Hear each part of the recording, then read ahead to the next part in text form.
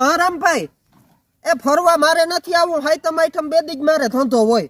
કઈ બેદીમાં જ મારે રૂપિયા ભેરા કરવાના હોય. હા સના, એ ભાઈ તારો વારો બીજો હે. જો હું પાલભાઈ વાળી આવ્યો હોઉં, એના લાડવાની સાંઠણી ઉતરી જાય ને પછી તારો વારો આવશે. હા ખીમલા, તારે કેટલા લાડવા કરવા? હાથી તો 5 કિલો ખાંડ ધોવા નાખી દે. હાલ આવ્યો. એ વૈરવા મારા ભાઈ, તું ફોન ના કર્યા રાખ. મારે પૂણા ગામમાં લાડવા કરવાના હોય. તને ખબર છે હાઈતમ આઈટમ હું નવરો જ ના હોઉં. ઈ તો અહીં હજી તમારે અંબાણી નો ફોન આવ્યો તો કે અમારે લાડવા કરવા હાઈતમ આઈટમ ઉપર. તું મારો ભાઈ ફોન ના કર્યા રાખ, તારા લાડવા થઈ જાહે.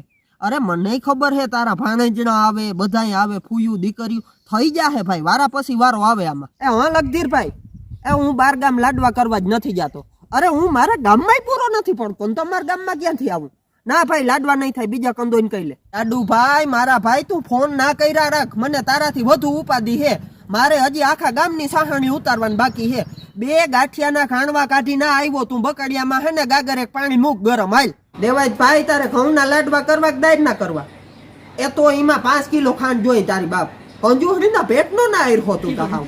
આ હું કાયલા આવ્યો. આર્યા ગાંડીના ઘરની સાહણીઓ ના હોય એટલી તો ખબર પડે કે નહીં તને? કિના જેવી નો હો આવતું. અને હવે તું મને ફોન ના કરજે. હવે સુલા ઠરી ગયા, હવે લાડવા ના થાય તો અહીં ઓર્ડર બુક કરવો પડે. 2 મહિના મારા ઓર્ડર બુક થવા માંડે. ફોન ના કરતો હવે.